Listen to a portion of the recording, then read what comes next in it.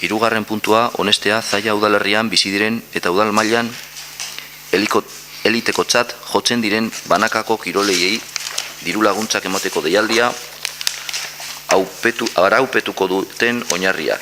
Aprobación de las bases que regirán la convocatoria para el otorgamiento de subvenciones a deportistas individuales residentes en el municipio de Zalla considerados de élite a nivel mundial. Municipal. Bueno, este es el tercer año que sacamos esta ayuda y tiene tres objetivos básicos, que es alcanzar un mayor número de deportistas de élite en el municipio, el fomento de la práctica deportiva de élite en personas con discapacidad y el apoyo y búsqueda de talentos deportivos con posibilidades de ser futuros deportistas de élite. Esta partida está dotada de 5.000 euros, como los 2 años anteriores.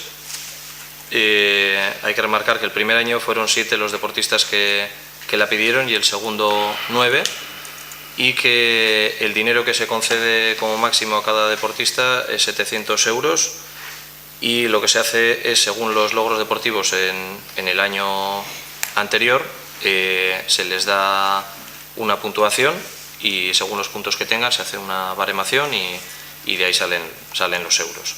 Lo único que hemos cambiado en estas bases son las fechas, y viene exactamente igual el prorrateo de puntos que el año 2013. Josu. De acuerdo. Naya. Nosotros vamos a votar a favor, pero no comulgamos con la afirmación de que el deporte élite, según dice la ordenanza, constituye un factor esencial en el desarrollo deportivo por el estímulo que supone para el fomento de deporte de base. Creemos que esto no es así exactamente, y nosotros abogamos más por un deporte más participativo y plural, dirigido más al fomento de la salud, de un tiempo libre más saludable, y no tanto al fomento de la alta competición. Esto realmente es deportistas de élite a nivel municipal, no te creas que es Sí. alta competición de olimpiadas. O sea, los deportistas que se presentan son generalmente chavales que hacen deporte, que han empezado en el deporte de base en Zalla y que llegan a lograr un poquito más. ¿Cuál es el objetivo? Que esos chavales puedan seguir haciendo deporte a ese nivel.